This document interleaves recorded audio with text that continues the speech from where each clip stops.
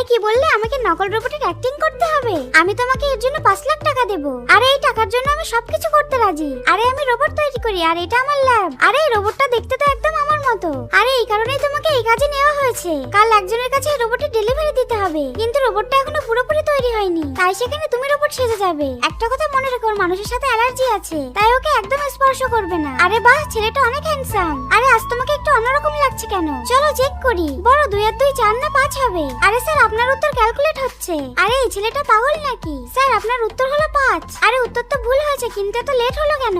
এই রে, এবার আমি শেষ। অঙ্কে আমি একদমই ভালো না। তারপরে যখন আমি বাথরুম পরিষ্কার করছিলাম তখন হঠাৎ জোরে গ্যাস বেরিয়ে যায়। আরে স্যার, বাথরুম পরিষ্কার হয়ে গেছে। আরে এই বাজে গন্ধটা কিসের? হায় রে, রোবট আবার কবে থেকে গ্যাস ছাড়তে শুরু করলো? আরে এখন তো ও আমাকে খাওয়ার জন্য ব্যাটারি দিচ্ছে। রাতে আমি এখান থেকে পালানোর কথা ভাবছিলাম, কিন্তু আমি তখনই পড়ে যাই, আর ঠিক তখনই প্রিন্স আমাকে বাঁচিয়ে নেয়। কিন্তু ওই সময় আমাদের কিস হয়ে যায়। আরে আমি তো ধরা খেয়ে গেলাম।